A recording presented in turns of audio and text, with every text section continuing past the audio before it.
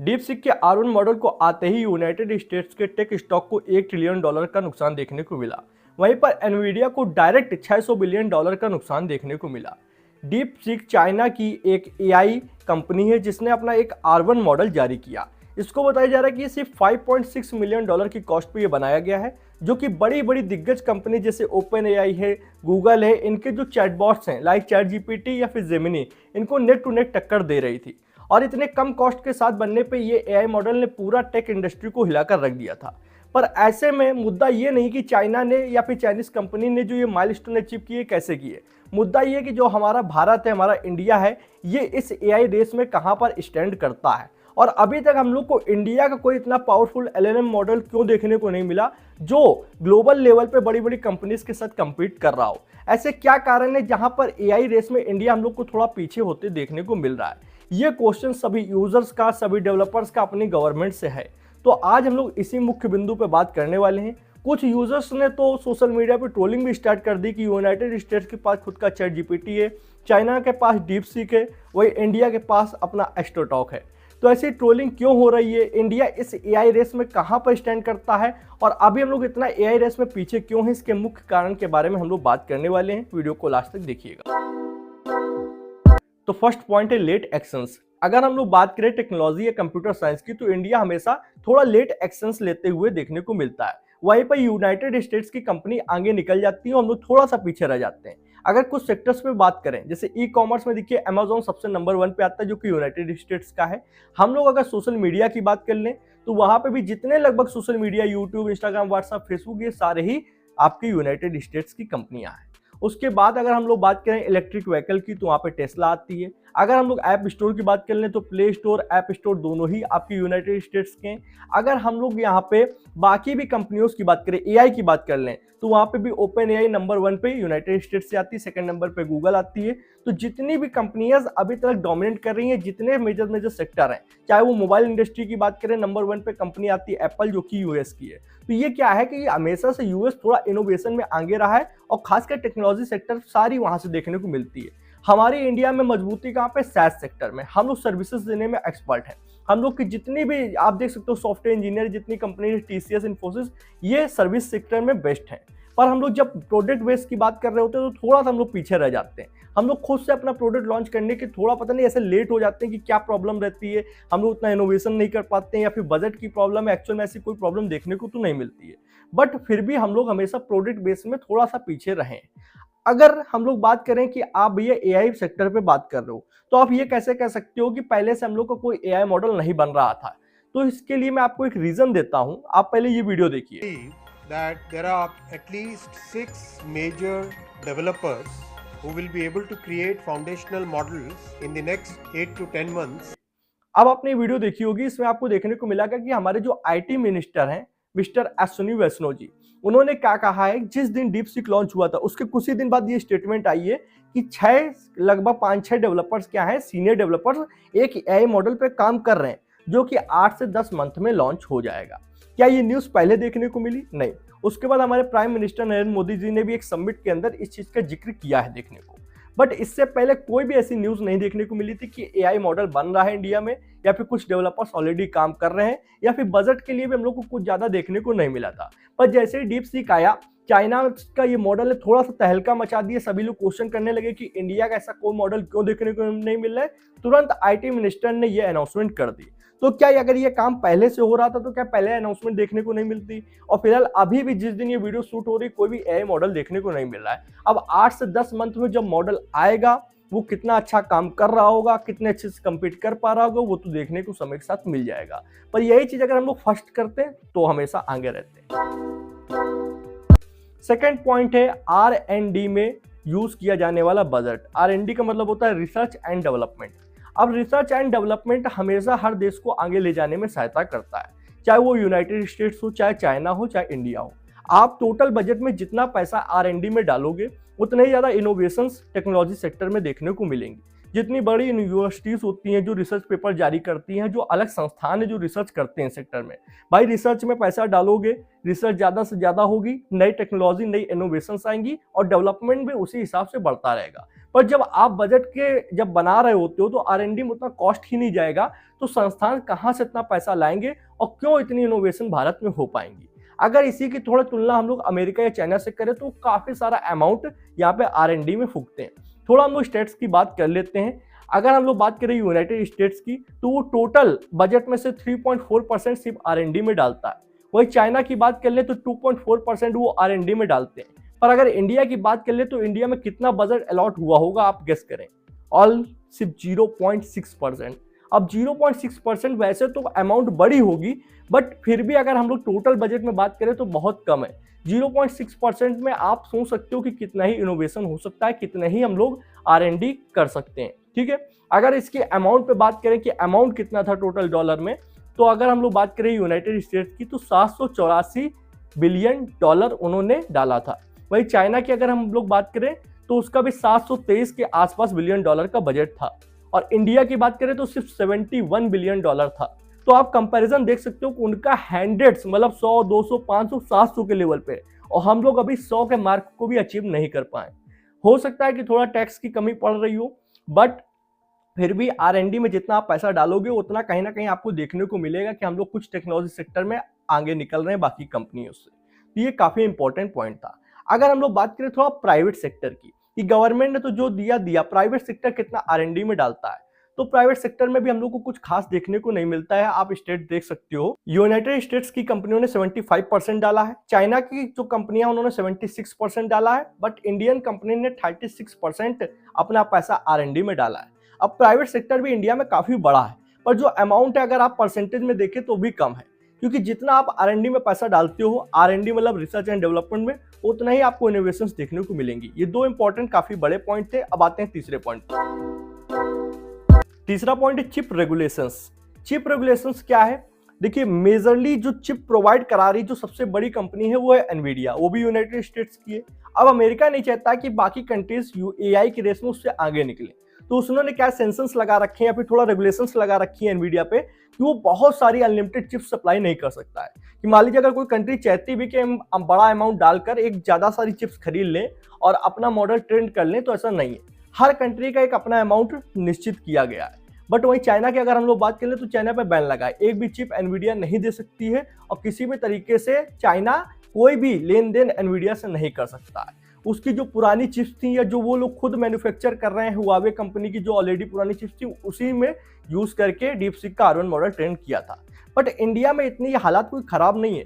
50,000 chips का आप खरीद सकते हो 2027 तक, ये अमेरिका ने छूट दे रखी है। तो 50,000 चिप्स बहुत ज्यादा होती हैं। ऑलरेडी 10,000 चिप्स में ओपन एआई का 3.5 जो मॉडल था वो ट्रेंड किया था। 3.5 और 4 मॉडल जो था वो 10,000 चिप्स में ट्रेंड हुआ था। तो 50,000 फिर भी बहुत ज्यादा होती हैं। इस बार 19,000 चिप्स का लेन देन करने की बात हो रही है। अगर हम लोग ये चिप्स इतनी खरीदते हैं तो आराम से कोई भी बड़ा से बड़ा मॉडल ट्रेंड कर सकते हैं। इससे ज्यादा चिप्स की कोई जरूरत नहीं होगी। तो थोड़ा सा ये है कि चिप्स रेगुलेशंस लगाई गई हैं सभी कंट्रीज पे, पर इंडिया अभी थोड़ा सा बचा। इतनी चिप्स हम लोग ले सकते हैं कि हमारा खुद का अच्छा मॉडल ट्रेंड हो सकता है और हम लोग उसको कंपीट करा सकते हैं वर्ल्ड लेवल पे। तो ये भी एक इंपॉर्टेंट पॉइंट था, पर इतना ये पॉइंट हम लोग को रोक नहीं रहा है एआई सेक्टर में आगे बढ़ने से। ओके, अब फोर्थ पॉइंट पे बात करेंगे। फोर्थ पॉइंट हमारा डेटा की कमी या अच्छी गुणवत्ता, क्वालिटी ऑफ डेटा की। देखिए, भारत एक डाइवर्सिटी देश है, मतलब विभिन्नताएं पाई जाती हैं, अलग अलग भाषाएं पाई जाती हैं, अलग अलग कल्चर पाया जाता है। अब अलग अलग भाषाएं की हम लोग बात करें तो मेजरली हिंदी बोली जाती है, उसके बाद तेलुगु, तमिल, कन्नड़, आई थिंक कोई मैं गलत प्रोनाउंसिएशन नहीं कर रहा हूँ, ये सारी लैंग्वेज बोली जाती है। बट अगर आप एआई मॉडल की बात करेंगे तो एआई मॉडल को ट्रेन करने में जो डेटा यूज होगा वो मेजर डेटा इंग्लिश में अवेलेबल है। अब इंग्लिश लेवल में डेटा अवेलेबल के कारण जब वो एआई मॉडल भी ट्रेंड होगा, बनेगा, तो वहां पे थोड़ा सा प्रॉब्लम होती है अच्छी क्वालिटी का डेटा अलग अलग भाषाओं में लाने के लिए। पर वो भी कोई इतनी बड़ी प्रॉब्लम नहीं है। अगर आप इंग्लिश में ट्रेंड करते हो या हिंदी में ट्रेंड करते हो तो एनएलपी के जरिए आप उसके ट्रांसलेशन दूसरी भाषा में करा सकते हो, और फिर धीरे धीरे समय के साथ वो ऑटोमेटिक उसी चीज पे ट्रेंड होता जाएगा, पैटर्न बना लेगा, तो वो दूसरी भाषाओं में भी आंसर दे पाएगा, जैसे बाकी भी कुछ मॉडल्स दे पाते हैं। तो देखिए, जो अच्छी डेटा की बात करें तो डेटा भी अगर हम लोग थोड़ा सा मेहनत करेंगे तो क्वालिटी ऑफ डेटा अवेलेबल है इंटरनेट से, जैसे बाकी कंपनियों ने फिच करके निकाल के बनाया है, हम लोग भी कर सकते हैं। जब सभी कर रहे हैं तो उस गंगा में हम लोग को भी हाथ धोना चाहिए। ठीक है, आई होप आपको ये 4 पॉइंट समझ में आए होंगे। फिफ्थ पॉइंट है ब्रेन ड्रेन। ब्रेन ड्रेन का मतलब क्या होता है? ब्रेन ड्रेन का मतलब ये है कि एक ऐसा इंसान जो स्किलफुल है, नॉलेज है, पढ़ा लिखा है और काम अच्छी तरीके करना चाहता है, पर आप उस इंसान से सोचते हो कि उसको पैसा बहुत कम दिया जाए और काम उससे अनलिमिटेड लिया जाए, तो कहीं से भी सही नहीं होता है। थोड़ा एक्सप्लेन करता हूँ। अगर आप लोकल लेवल पे देखें, घर का आपको व्हाइट वॉश कराना है तो आप क्या करते हो, लोकल लेवल से कोई भैया को लिवा के लाते हो। अब अगर वो एक अमाउंट बता रहे हैं पर्टिकुलर कि मान लीजिए 1000 रुपए में मैं एक कमरे को व्हाइट वॉश कर दूंगा, अब आप उनसे कहते हो नहीं आपको 500 में करना होगा, तो हो सकता है उनके पास उस समय काम ना हो तो मजबूरी में 500 कर देंगे। अब 500 में किया गया काम क्या है कि वो प्रेशर के साथ मजबूरी में कर रहे हैं, उतना अच्छा क्वालिटी से नहीं करेंगे। तो आप खुद सोचिए, अगर आप उनको वही 1000 रुपए दे रहे होते, साथ में 2 टाइम की चाय दे देते और उनका थोड़ा बहुत हुक्का पानी जो होता है वो दे देते, तो वो कितना खुशी के साथ वो काम कर रहे होते। जहां पर वो 100% डालते हैं वहां पर थोड़ा और अबाव जाने की कोशिश करते हैं कि और अच्छा से कर दें जिससे सामने वाला इंसान खुश हो, क्योंकि बाय प्रोडक्ट में वो भी उसको उतना पैसा दे रहा है और उतना सा सम्मान मिल रहा है। वहीं पे अगर हम लोग प्रोफेशनल्स की बात कर लें, सॉफ्टवेयर इंजीनियर्स है, सॉफ्टवेयर डेवलपर्स हैं जो सही में स्किलफुल हैं, चीजों को बनाना जानते हैं, चीजों को सही से मैनेज करना जानते हैं। अब ऐसे में क्या है, जो इंडियन कंपनीज है वो चाहती क्या है, पैसा देंगे हाथ भर, काम कराएंगे रात भर। अब आप ये सोचिए कि इतना सा मुट्ठी भर पैसे में आप सोच रहे हो कि आप 100 घंटे किसी से काम करा लो। जिस तरीके से आपको अभी बीच में कुछ स्टेटमेंट्स देखने को मिले होंगे कि 100 घंटे काम करना चाहिए और संडे को आप छुट्टी लेकर क्या ही करोगे, वाइफ के साथ कितना ही टाइम स्पेंड करोगे। जब ऐसे स्टेटमेंट दिखते हैं तो ऐसे में क्या लगता है, कोई भी जो प्रोफेशनल्स आज तैयार हो रहे हैं, हम जैसे जो हम लोग बढ़ रहे हैं अपनी एक फ्लो में कि हाँ हमको सॉफ्टवेयर इंजीनियर बनना है, तो हमको लगता है भारत में क्या है, पैसा बहुत कम मिलता है, काम ज्यादा कराया जाएगा, यहाँ तो मैं नहीं जाऊंगा। हम लोग अचीवमेंट के लिए क्या सोचते हैं, गूगल, माइक्रोसॉफ्ट, ओपन है, ऐसी कंपनीज को देखते हैं। अब मैं थोड़ा सा अपने लेवल पे बताता हूँ क्योंकि मैं तो इस इंडस्ट्री से जुड़ा हुआ हूँ। गूगल, माइक्रोसॉफ्ट ऐसी कंपनीज, अगर रियल में आप उनके काम के इंसान हुए कि मतलब आपको नॉलेज है, आप उनको वो चीज दे सकते हो जो वो चाहते हैं, आप मुंह मांगा जो भी आप सोच रहे हो, मतलब पैकेज तो आपको अच्छा मिलता ही है, अलाउंसेस सारे मिलते ही हैं, मतलब मोबाइल का रिचार्ज वगैरह, आने जाने को सब उसी में मिल जाता है, ESUs वगैरह मिल जाते हैं। खाने का आप जानते हो कि जहां पर आप काम कर रहे हो तो वहां पे बेहतरीन तरीके की सब चीजें प्रोवाइडेड होती है कि आप आराम से खाओ पियो। उसके बाद और इंसान को चाहिए क्या, मान लो हम कुछ स्टार्टअप शुरू करना चाहते हैं, अपना कोई प्रोडक्ट पे काम करना चाहते हैं, उसमें भी गूगल, माइक्रोसॉफ्ट आपकी हेल्प करता है। आपको एक टीम दे दी जाएगी, आप काम करो, थोड़ी हिस्सेदारी भले वो ले ले, पर आपको सारी टेक्नोलॉजी, सर्वर कॉस्ट सब वो हैंडल कर लेंगे, आपको कोई प्रॉब्लम नहीं होने देंगे। बस आप इंटेलिजेंट हो, आप उनके काम आने वाले इंसान हो, आपको जितनी भी एक ड्रीम लाइफ होती है वो सारी वो अचीव करा के देंगे। अपना इंसान को कहीं बाहर जाने ही नहीं देते हैं। इसीलिए कहने वाली बात है कि एक बार गूगल, माइक्रोसॉफ्ट में कोई इंसान चला जाता है तो वो खुद से फिर कुछ करना नहीं चाहता, उसको सब वहां मिल ही रहा है, बस वो काम करता है, उसको एक अच्छी लाइफ वो लोग दे रहे होते हैं। अब यही अगर हम लोग इंडिया पर्सपेक्टिव से बात करें तो इंडिया में जब ऐसे बड़े बड़े CEO के अनाउंसमेंट्स या ऐसे स्टेटमेंट्स देखने को मिलते हैं तो वहां पे इंसान डरता है। और जितना अच्छा ब्रेन है भारत का, जितने अच्छे डेवलपर्स हैं, मैं ये जानता हूं कि हमारे इंडिया में बहुत ही गोल्ड माइन है, एक से एक लोग हैं जिनके पास स्किल्स भी है, नॉलेज भी है, हर चीज वो कर सकते हैं, पर वो क्या है, सारा खींच लिए जाते हैं दूसरे बड़ी कंट्रीज के द्वारा। अब बड़ी कंट्रीज में जितनी कंपनीज है उनको सारे अच्छे ऑफर्स प्रोवाइड कर रहे होते हैं, तो वो ओपन AI में आधे से ज्यादा इंडियन डेवलपर्स है, तो वो वहां पर काम करेंगे, वहां पर अपनी स्किल्स यूज करेंगे, तभी तो यहाँ पे कोई रुकना नहीं चाहता है। तो ये ब्रेन ड्रेन जब तक बंद नहीं होगा, जब तक आप एक अच्छा पैकेज नहीं दोगे, एक इंसान खुद से अच्छा के काम करेगा, 100% एफर्ट देगा, तब तक आप कोई भी AI रेस हो, डेवलपमेंट रेस हो या किसी भी रेस में आप यहाँ पे नहीं रुक सकते हो। तो हमेशा ये देखिए कि आपके पास अगर कोई अच्छा इंसान है तो पैसे में कंजूसी ना करें, काम वो 100% आपको करके देगा, उसको आप एक अच्छी लाइफ दीजिए, वो आपको एक अच्छा काम करके देगा। ये एक इंपॉर्टेंट पॉइंट था। अब हम लोग आते हैं 6 पॉइंट पे। 6 पॉइंट है हमारा, सरकारी और प्राइवेट जो कंपनियां हैं उनका एक गठबंधन होना और उनका सहयोग करना। कैसे, जो छोटे स्टार्टअप्स हैं जो सोचते भी कि चलिए AI फील्ड में काम करते हैं, कुछ AI मॉडल बनाते हैं या पर्टिकुलर कोई प्रॉब्लम है जिसको AI द्वारा सॉल्व की जा सकती है, जैसे साइबर सिक्योरिटी का, जैसे आजकल डिप फेक्स बन रहे हैं तो उनको सॉल्व करने का कोई कंपनी काम कर रही है। अब उसको प्रॉब्लम एक्चुअल में आती है फंड की, क्योंकि सबसे ज्यादा ट्रेनिंग के लिए डेटा चाहिए होता है, फिर डेटा जिसपे आप ट्रेन करते हो तो इतना कॉस्ट लग जाती है कि हर इंसान उतना अबाउ नहीं कर सकता। अब वहां पे जैसे बड़ी कंपनीज हैं लाइक रिलायंस हो गई, अडानी ग्रुप हो गया, टाटा ग्रुप हो गया, वो अगर थोड़ा सा फंड देती हैं, थोड़ी सी हेल्प करती हैं, तो वो जो छोटे लेवल का स्टार्टअप है वो बड़ा बन सकता है। और ऐसे छोटे छोटे स्टार्टअप जब बड़े बनेंगे तो काफी ज्यादा हेल्प होगी और इंडिया के AI जो सेक्टर है वो धीरे धीरे उठने लगेगा। तो यहाँ पे गवर्नमेंट को भी थोड़ी हेल्प करनी चाहिए, ज्यादा रिस्ट्रिक्शंस नहीं लगानी चाहिए, प्राइवेट सेक्टर में थोड़ी फंडिंग दे दें। ज्यादा ज्यादा क्या होगा, कुछ अच्छा नहीं बन पाएगा, पर जब 5 लोग को दोगे तो 3 तो अच्छे बन के निकलेंगे। तो ये चीज हमेशा सोच के चलनी चाहिए। तो ये अगर सारे रीजन सही से फिटो फिट अगर काम किया जाए, 6 रीजन थे, 6 रीजन पे काम हो जाएगा जो आके आप देख रहे हो, तो सही में हम लोग AI रेस में बहुत आगे निकल चुके होंगे और वर्ल्ड लेवल पे कम्पीट कर रहे होंगे। अब बात करते हैं कंक्लूजन की कि इतना जो मैंने बताया इसका सारांश हो क्या सकता है।